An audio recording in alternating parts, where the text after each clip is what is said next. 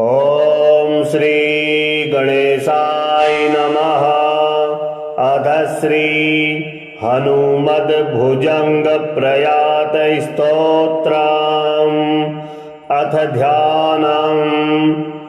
मनोजवं मारुततुल्यवेगं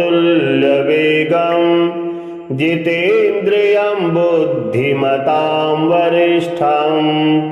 वातात्मजं वानरयूथमुख्यं श्रीरामदूतं शरणं प्रपद्ये।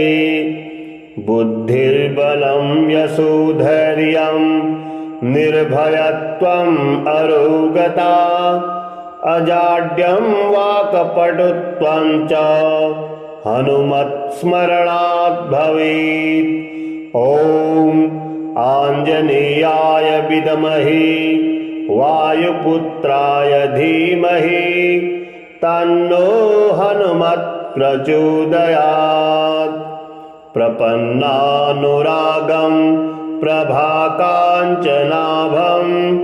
जगद्भीतिशौर्यं तुषाराद्रिधैर्यं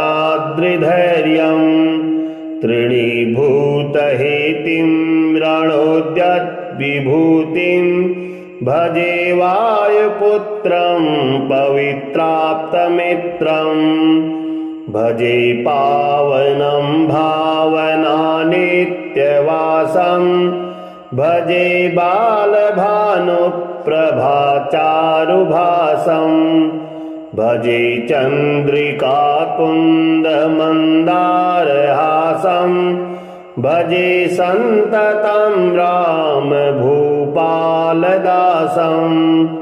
भजे लक्ष्मणप्राणरक्षातिदक्षं भजे तोषितानेकगीर्वाणपक्षं भजे घोरसङ्ग्रामसीमाहताक्षं भजे रामनामातिसम्प्राप्तरक्षं कृताभीलनादं सितिसिक्तपादं घनक्रान्तभृङ्गं कटिरस्थुरुजङ्घं वियद्व्याप्तकेशं भुजाश्लेषितास्मं जयश्रीसमेतं भजे रामदूतं चलद्बालघातं भ्रमच्चक्रवालं कठोराट्टहासं प्रभिन्नाजजाण्डं महासिंहनादाविशीर्णं त्रिलोकं भजे चाञ्जनेयं प्रभुं वज्रकायं रणे भीषणे मेघनादे शनादे सरोषे समारोपिते मित्रमुखे खगानां घनानां सुराणां च मार्गे नटन्तं वहन्तं हनुमन्तमीडे कनद्रत्नजाम्भीरदम्भूलिधारं कनद्दन्तनिर्धूतकालोग्रदन्तं पदाघातभीताब्धिभूतादिवासं रक्षणोणिदक्षं भजे पिङ्गलाक्षं महागर्भपीडां महोपातपीडां महारोगपीडां महातीव्रपीडां हरत्यासुते पादपद्मानुरक्तो नमस्ते कपिश्रेष्ठ रामप्रियो यः सुधासिन्धुमुल्लङ्घ्यनाथोग्रदीप्तः सुधाचौषधेस्ताः प्रगुप्तप्रभावं क्षणद्रोणशैलस्य सारेण सेतुं विना भो स्वयं कसमर्थः कपीन्द्रः निरातङ्कमावेश्य लङ्कां विशङ्को भवानेन शेतातिशोकापहारी समुद्रान्तरङ्गादिरौद्रं विनिद्रं विलङ्घ्योरुजङ्घस्तुतामर्त्यसङ्घः रमानाथ रामः क्षमानाथ रामः अशोकेन शोकं विहाय प्रहर्षम् वनान्तर्घनं जीवनं दानवानां विपाट्य प्रहर्षात् हनुमत्वमेव जराभारतो भूरिपीडां शरीरे निराधारणारूढगाढप्रतापे भवत्पादभक्तिं भवद्भक्तिरक्तिं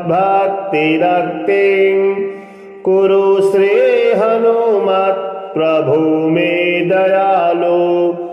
महायोगिनो ब्रह्मरुद्रादयो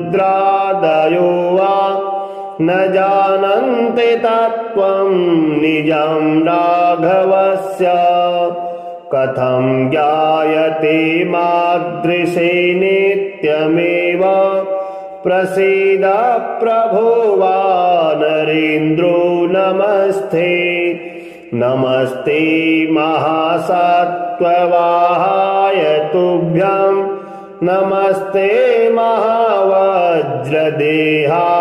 तुभ्यं नमस्ते परिभूतसूर्याय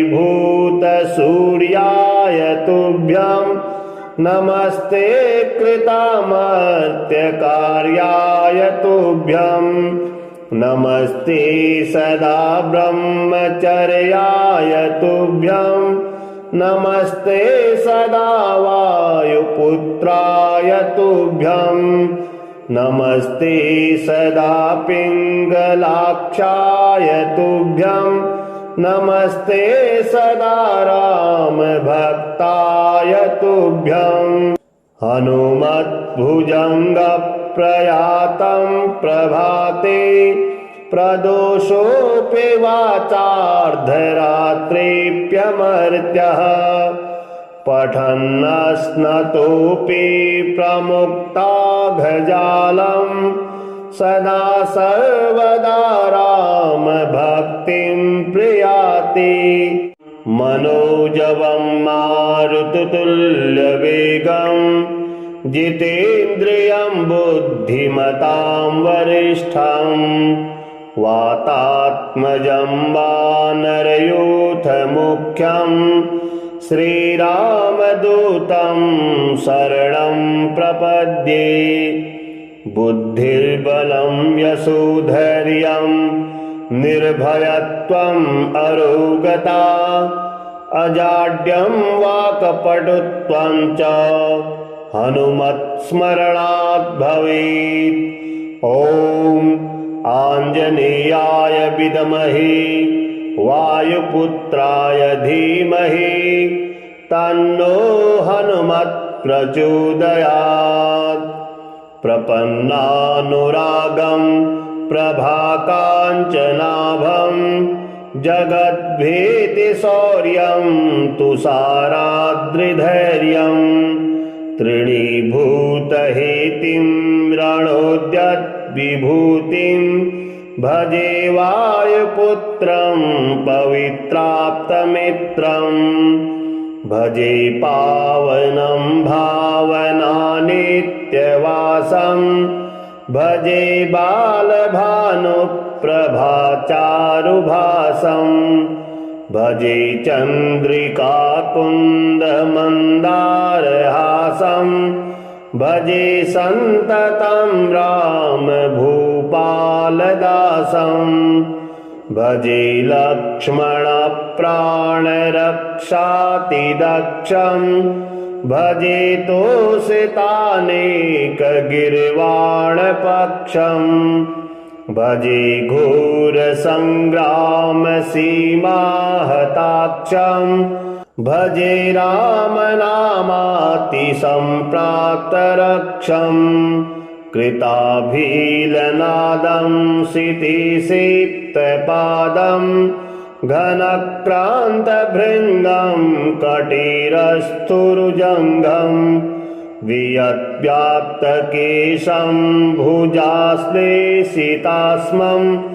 जयश्रीसमेतं भजे रामदूतं चलद्बालघातं भ्रमच्चक्रवालं कठोराट्टहासं प्रभिन्नाजजाण्डं महासिंहनादाविशीर्णं त्रिलोकं भजे चाञ्जनेयं प्रभुं वज्रकायं रणे भीषणे मेघनादे शनादे सरोषे समारोपिते मित्रमुखे खगानां घनानां सुराणां च मार्गे नटन्तं वहन्तं हनुमन्तमीडे कनद्रत्नजाम्भीरदम्भूलिधारं कनद्दन्तनिर्धूतकालोग्रदन्तं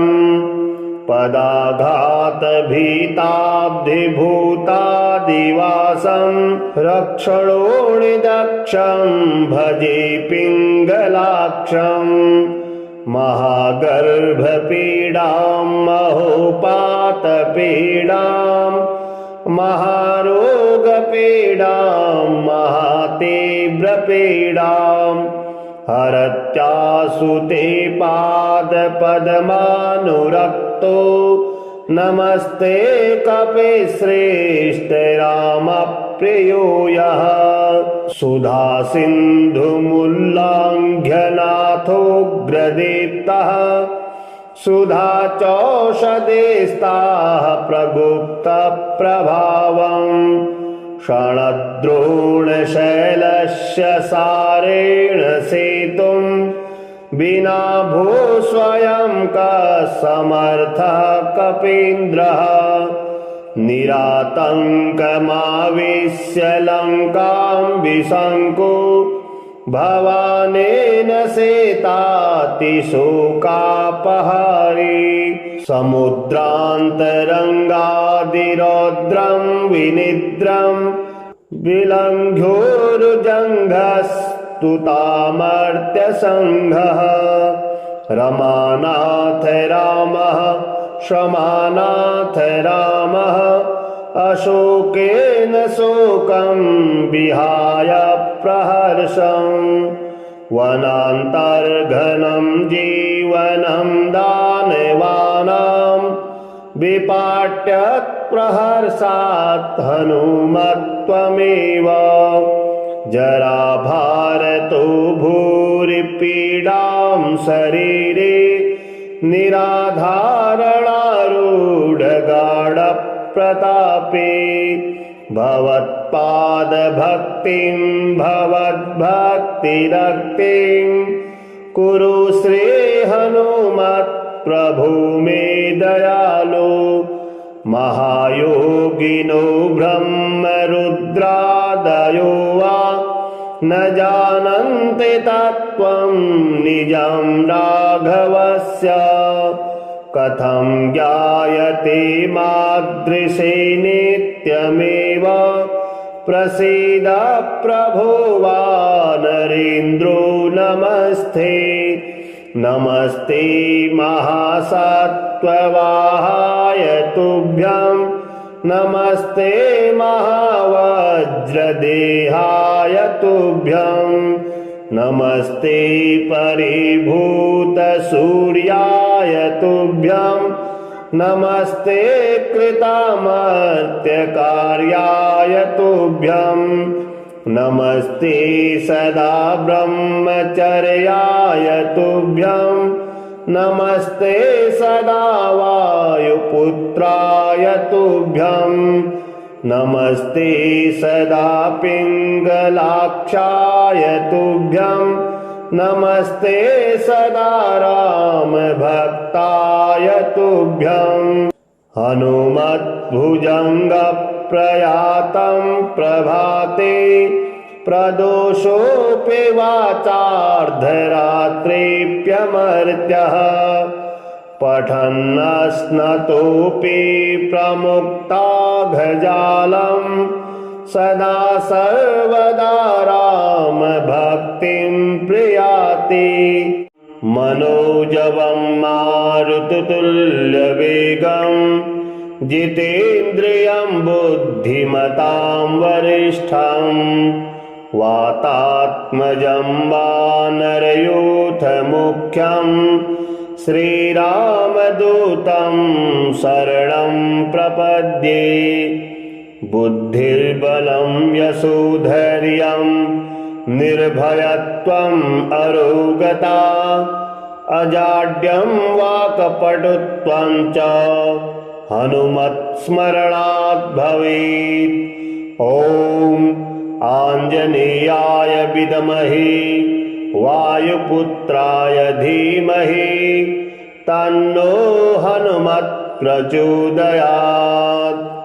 प्रपन्नानुरागं प्रभाकाञ्चनाभं जगद्भीतिशौर्यं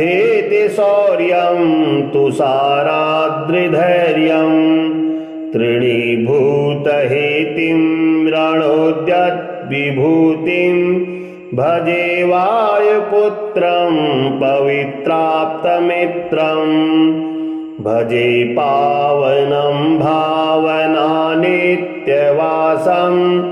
भजे बालभानुप्रभाचारुभासं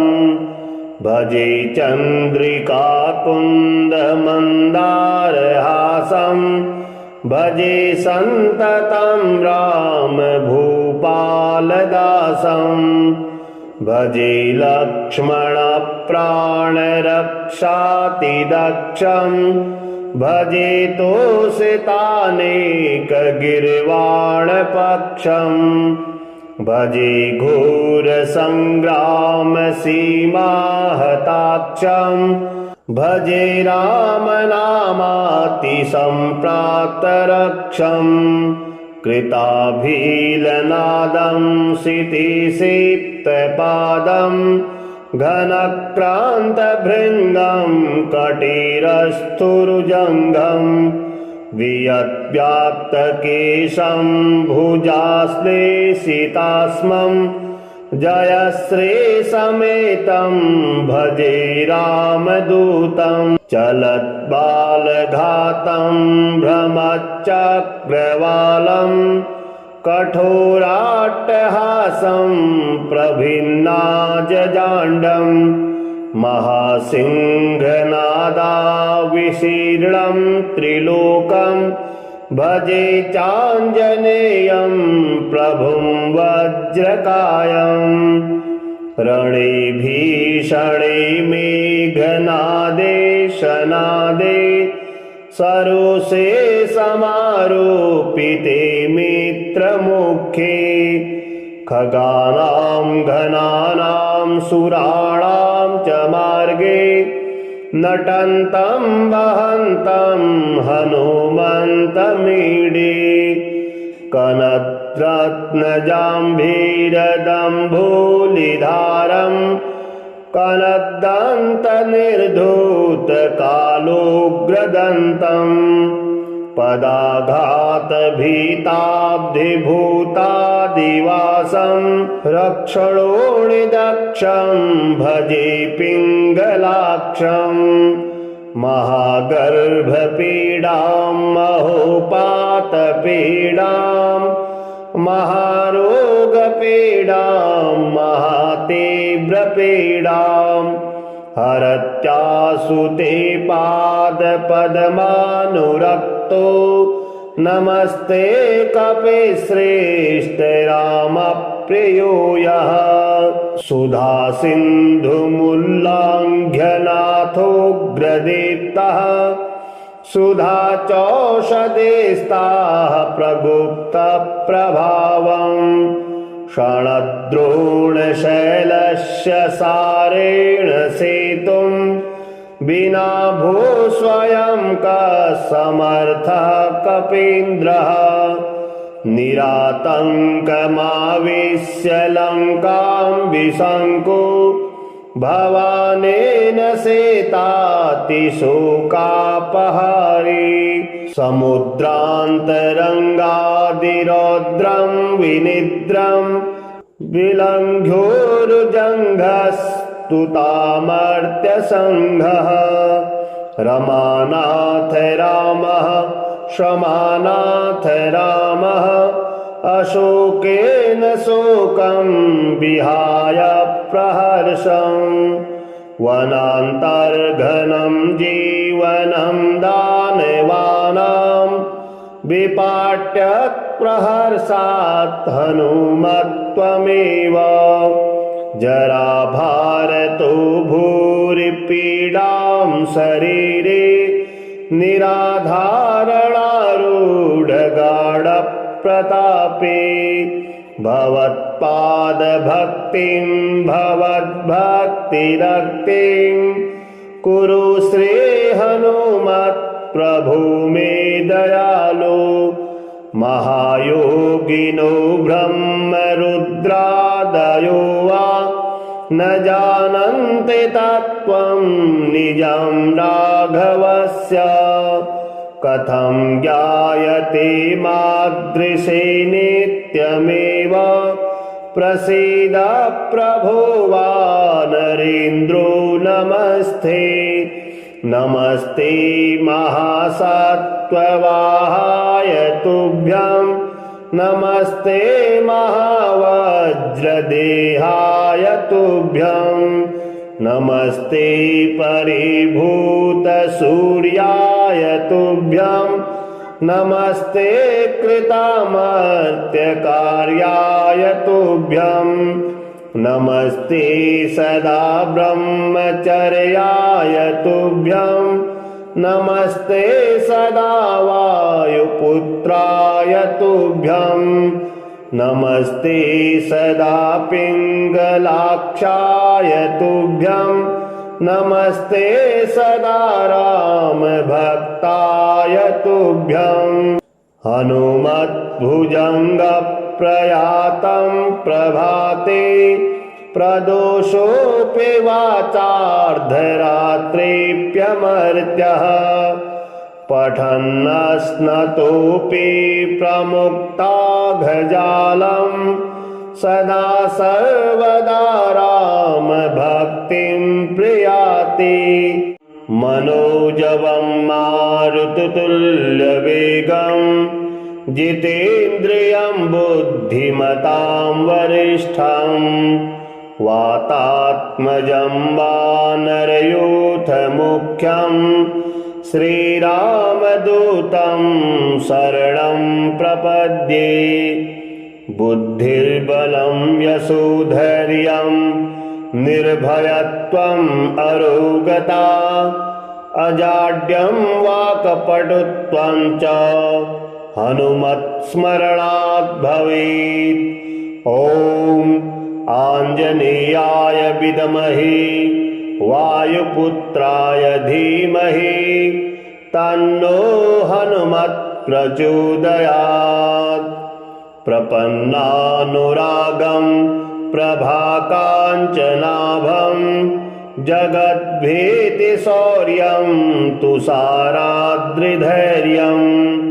तृणीभूतहेतिं रणोद्यद्विभूतिं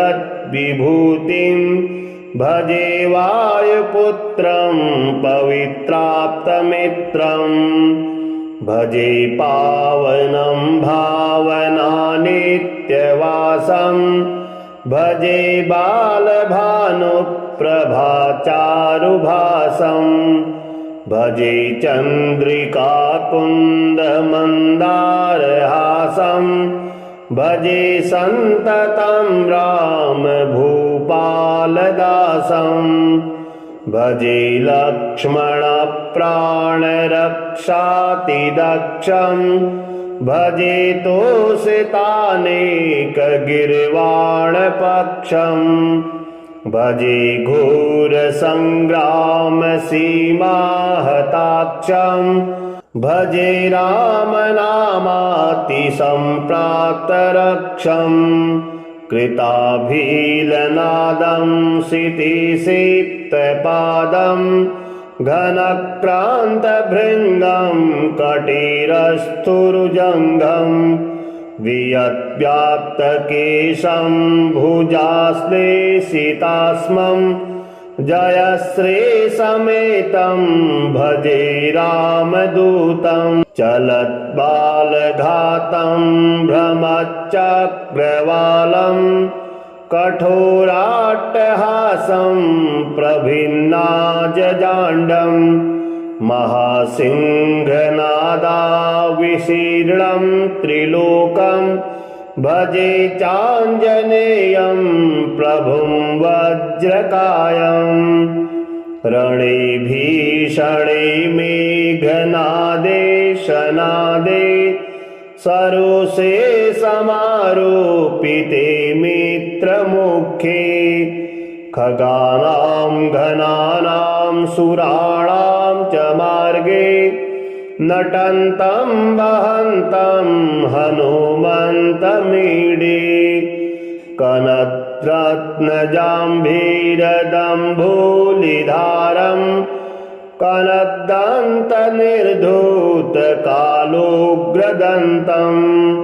पदाघातभीताब्धिभूतादिवासं रक्षणोणिदक्षं भजे पिङ्गलाक्षं महागर्भपीडां महोपातपीडां महारोगपीडां महातीव्रपीडां हरत्यासु ते पादपद्मानुरक्तो नमस्ते कपिश्रेष्ठ रामप्रियो यः सुधासिन्धुमुल्लाङ्घ्यनाथोग्रदीप्तः सुधाचौषधेस्ताः प्रगुप्तप्रभावम् क्षणद्रोणशैलस्य सारेण सेतुं विना भो स्वयं कसमर्थः कपीन्द्रः निरातङ्कमाविश्य लङ्कां विशङ्को भवानेन सेतातिशोकापहारी समुद्रान्तरङ्गादिरौद्रं विनिद्रं विलङ्घ्योरुजङ्घस्तुतामर्त्यसङ्घः रमानाथ रामः क्षमानाथ रामः अशोकेन शोकं विहाय प्रहर्षम् वनान्तर्घनं जीवनं दानवानां विपाट्यत् प्रहर्षात् हनुमत्वमेव जराभारतो भूरिपीडां शरीरे निराधारणारूढगाढप्रतापे भवत्पादभक्तिं भवद्भक्तिरक्तिं कुरु श्रीहनुमत् प्रभो मे दयालो महायोगिनो ब्रह्मरुद्रादयो वा न जानन्ति तत्त्वं निजं राघवस्य कथं ज्ञायते मादृशे नित्यमेव प्रसीद प्रभो वानरेन्द्रो नमस्ते नमस्ते महासत्त्ववाहाय तुभ्यं नमस्ते महावज्रदेहाय तुभ्यं नमस्ते परिभूतसूर्याय तुभ्यं नमस्ते कृतामर्त्यकार्याय तुभ्यं नमस्ते सदा ब्रह्मचर्याय तुभ्यं नमस्ते सदा वायुपुत्राय तुभ्यं नमस्ते सदा पिङ्गलाक्षाय तुभ्यं नमस्ते सदा रामभक्ताय तुभ्यं हनुमद्भुजङ्गप्रयातं प्रभाते प्रदोषोऽपि वाचार्धरात्रिप्यमर्त्यः पठन्नस्नतोऽपि प्रमुक्ताघजालं सदा सर्वदा रामभक्तिं प्रयाति मनोजवं मारुततुल्यवेगं जितेन्द्रियं बुद्धिमतां वरिष्ठं वातात्मजं वानरयूथमुख्यं श्रीरामदूतं शरणं प्रपद्ये बुद्धिर्बलं यशोधैर्यं निर्भयत्वम् अरोगता अजाड्यं वाक्पटुत्वं च हनुमत्स्मरणात् भवेत्। ॐ आञ्जनेयाय विद्महे वायुपुत्राय धीमहि तन्नो हनुमत् प्रचोदयात्। प्रपन्नानुरागं प्रभाकाञ्चनाभं जगद्भीतिशौर्यं तुषाराद्रिधैर्यं तृणीभूतहेतिं रणोद्यद्विभूतिं भजे वायुपुत्रं पवित्राप्तमित्रं भजे पावनं भावनानित्यवासं भजे बालभानुप्रभाचारुभासं भजे चन्द्रिकाकुन्दमन्दारहासं भजे सन्ततं रामभूपालदासं भजे लक्ष्मणप्राणरक्षातिदक्षं भजे तोषितानेकगिर्वाणपक्षं भजे घोरसङ्ग्रामसीमाहताक्षं भजे रामनामातिसम्प्राप्तरक्षं कृताभीलनादं सितिसिक्तपादं घनक्रान्तभृङ्गं कटिरस्थुरुजङ्घं वियत्व्याप्तकेशं भुजाश्लेषितास्मं जयश्रीसमेतं भजे रामदूतं चलद्बालघातं भ्रमच्चक्रवालं कठोराट्टहासं प्रभिन्नाजजाण्डं महासिंहनादाविशीर्णं त्रिलोकं भजे चाञ्जनेयं प्रभुं वज्रकायं रणे भीषणे मेघनादे शनादे सरोषे समारोपिते मित्रमुखे खगानां घनानां सुराणां च मार्गे नटन्तं वहन्तं हनुमन्तमीडे कनद्रत्नजाम्भीरदम्भूलिधारं कनद्दन्तनिर्धूतकालोग्रदन्तं पदाघातभीताब्धिभूतादिवासं रक्षणोणिदक्षं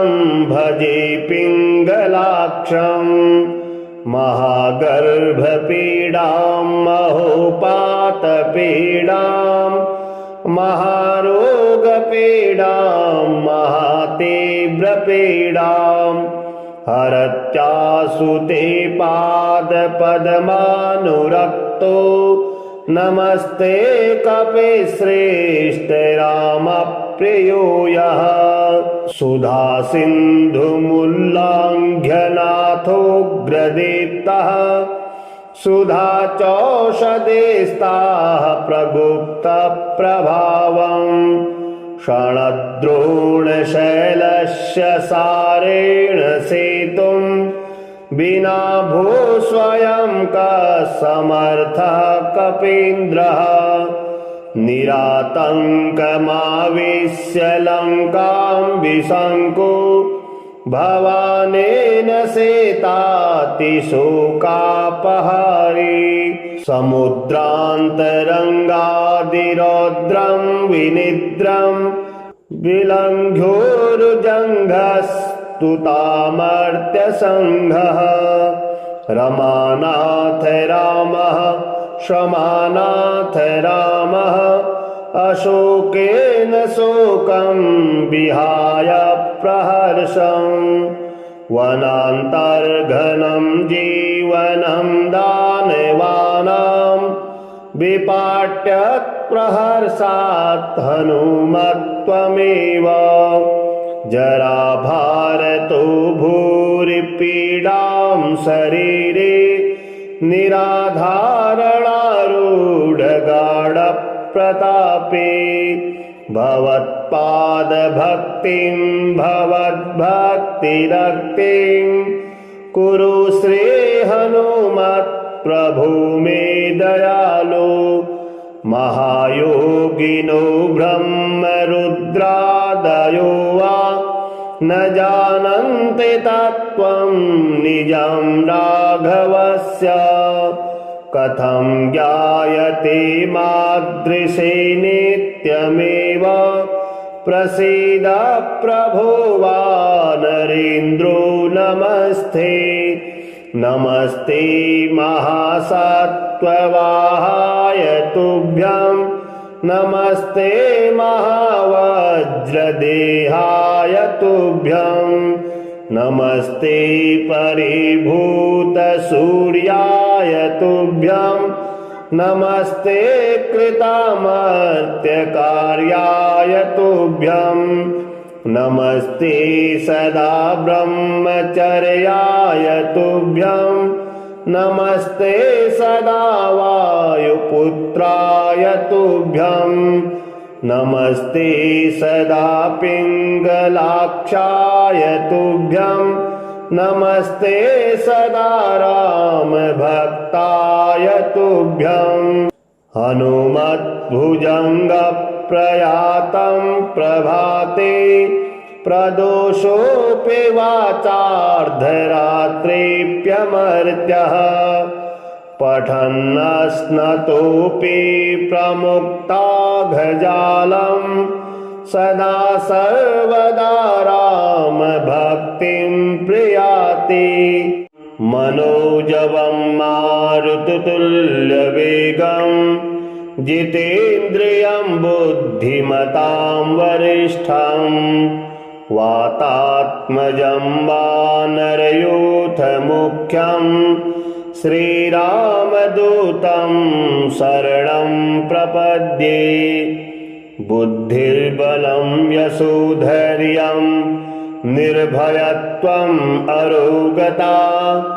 अजाड्यं वाक्पटुत्वं च हनुमत्स्मरणात् भवेत्। ॐ आञ्जनेयाय विद्महे वायुपुत्राय धीमहि तन्नो हनुमत् प्रचोदयात्। प्रपन्नानुरागं प्रभाकाञ्चनाभं जगद्भीतिशौर्यं तुषाराद्रिधैर्यं तृणीभूतहेतिं रणोद्यद्विभूतिं भजे वायुपुत्रं पवित्राप्तमित्रं भजे पावनं भावनानित्यवासं भजे बालभानुप्रभाचारुभासं भजे चन्द्रिकाकुन्दमन्दारहासं भजे सन्ततं रामभूपालदासं भजे लक्ष्मणप्राणरक्षातिदक्षं भजे तोषितानेकगीर्वाणपक्षम् भजे घोरसङ्ग्रामसीमाहताक्षम् भजे रामनामातिसम्प्राप्तरक्षम् कृताभीलनादं सितिसिक्तपादं घनक्रान्तभृङ्गं कटिरस्थुरुजङ्घं वियद्व्याप्तकेशं भुजाश्लेषितास्मं जयश्रीसमेतं भजे रामदूतं चलद्बालघातं भ्रमच्चक्रवालं कठोराट्टहासं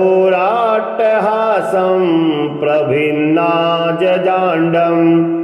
महासिंहनादाविशीर्णं त्रिलोकं भजे चाञ्जनेयं प्रभुं वज्रकायम् रणे भीषणे मेघनादे शनादे सरोषे समारोपिते मित्रमुखे खगानां घनानां सुराणां च मार्गे नटन्तं वहन्तं हनुमन्तमीडे कनद्रत्नजाम्भीरदम्भूलिधारं कनद्दन्तनिर्धूतकालोग्रदन्तं पदाघातभीताब्धिभूतादिवासं रक्षणोणिदक्षं भजे पिङ्गलाक्षं महागर्भपीडां महोपातपीडां महारोगपीडां महातीव्रपीडां हरत्यासु ते पादपद्मानुरक्तो नमस्ते कपिश्रेष्ठ रामप्रियो यः सुधासिन्धुमुल्लङ्घ्यनाथोग्रदीप्तः सुधाचौषधेस्ताः प्रगुप्तप्रभावम् क्षणद्रोणशैलस्य सारेण सेतुं विना भूस्वयं कसमर्थः कपीन्द्रः निरातङ्कमावेश्य लङ्कां विशङ्को भवानेन सेतातिशोकापहारी समुद्रान्तरङ्गादिरौद्रं विनिद्रं विलङ्घ्योरुजङ्घस्तुतामर्त्यसङ्घः रमानाथ रामः क्षमानाथ रामः अशोकेन शोकं विहाय प्रहर्षम् वनान्तर्घनं जीवनं दानवानां विपाट्यत् प्रहर्षात् हनुमत्वमेव जराभारतो भूरिपीडां शरीरे निराधारणारूढगाढप्रतापे भवत्पादभक्तिं भवद्भक्तिरक्तिं कुरु श्री हनुमत् प्रभु मे दयालो महायोगिनो ब्रह्मरुद्रादयो वा न जानन्ति तत्त्वं निजं राघवस्य कथं ज्ञायते मादृशे नित्यमेव प्रसीद प्रभो वानरेन्द्रो नमस्ते नमस्ते महासत्त्ववाहाय तुभ्यं नमस्ते महावज्रदेहाय तुभ्यं नमस्ते परिभूतसूर्याय तुभ्यं नमस्ते कृतामर्त्यकार्याय तुभ्यं नमस्ते सदा ब्रह्मचर्याय तुभ्यं नमस्ते सदा वायुपुत्राय तुभ्यं नमस्ते सदा पिङ्गलाक्षाय तुभ्यं नमस्ते सदा रामभक्ताय तुभ्यं हनुमद्भुजङ्गप्रयातं प्रभाते प्रदोषोऽपि वाचार्धरात्रिप्यमर्त्यः पठन्नश्नतोऽपि प्रमुक्ताघजालं सदा सर्वदा रामभक्तिं प्रयाति मनोजवं मारुततुल्यवेगं जितेन्द्रियं बुद्धिमतां वरिष्ठं वातात्मजं वानरयूथमुख्यं श्रीरामदूतं शरणं प्रपद्ये बुद्धिर्बलं यशोधैर्यं निर्भयत्वम् अरोगता अजाड्यं वाक्पटुत्वं च हनुमत्स्मरणात् भवेत्। ॐ आञ्जनेयाय विद्महे वायुपुत्राय धीमहि तन्नो हनुमत् प्रचोदयात्। प्रपन्नानुरागं प्रभाकाञ्चनाभं जगद्भीतिशौर्यं तुषाराद्रिधैर्यं तृणीभूतहेतिं रणोद्यद्विभूतिं भजे वायुपुत्रं पवित्राप्तमित्रं भजे पावनं भावनानित्यवासं भजे बालभानुप्रभाचारुभासं भजे चन्द्रिकाकुन्दमन्दारहासं भजे सन्ततं रामभूपालदासं भजे लक्ष्मणप्राणरक्षातिदक्षं भजे तोषितानेकगिर्वाणपक्षं भजे घोरसङ्ग्रामसीमाहताक्षं भजे रामनामातिसम्प्राप्तरक्षं कृताभीलनादं सितिसिक्तपादं घनक्रान्तभृङ्गं कटिरस्थुरुजङ्घं वियद्व्याप्तकेशं भुजाश्लेषितास्मं जयश्रीसमेतं भजे रामदूतं चलद्बालघातं भ्रमच्चक्रवालं कठोराट्टहासं प्रभिन्नाजजाण्डं महासिंहनादाविशीर्णं त्रिलोकं भजे चाञ्जनेयं प्रभुं वज्रकायं रणे भीषणे मेघनादे शनादे सरोषे समारोपिते मित्रमुखे खगानां घनानां सुराणां च मार्गे नटन्तं वहन्तं हनुमन्तमीडे कनद्रत्नजाम्भीरदम्भूलिधारं कनद्दन्तनिर्धूतकालोग्रदन्तं पदाघातभीताब्धिभूतादिवासं रक्षणोणिदक्षं भजे पिङ्गलाक्षं महागर्भपीडां महोपातपीडां महारोगपीडां महातीव्रपीडां हरत्यासु ते पादपद्मानुरक्तो नमस्ते कपिश्रेष्ठ रामप्रियो यः सुधा सिन्धुमुल्लङ्घ्यनाथोऽग्रदीप्तः सुधा चौषधेस्ताः प्रगुप्तप्रभावम् क्षणद्रोणशैलस्य सारेण सेतुं विना भू स्वयं कसमर्थः कपीन्द्रः निरातङ्कमाविश्य लङ्कां विशङ्को भवानेन सेतातिशोकापहारी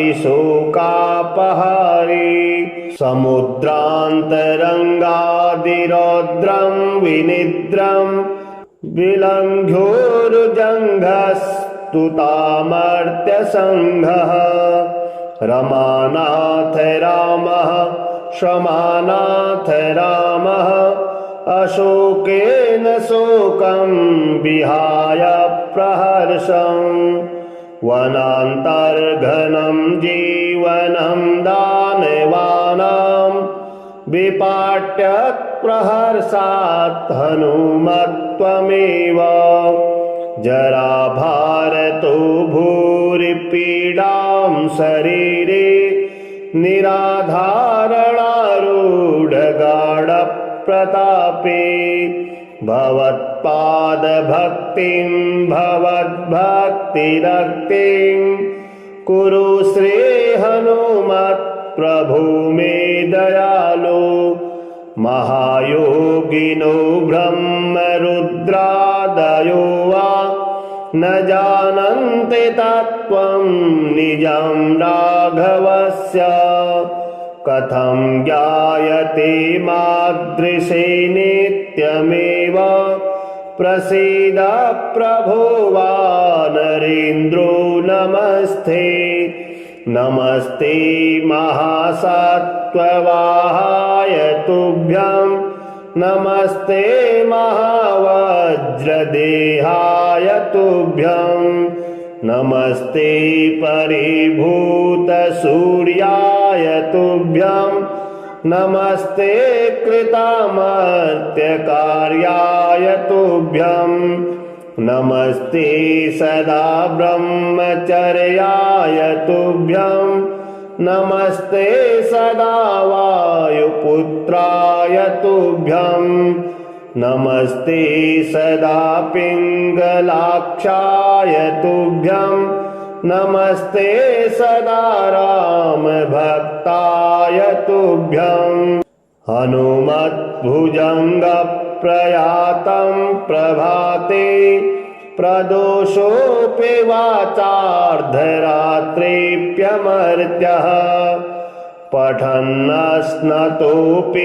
प्रमुक्ताघजालं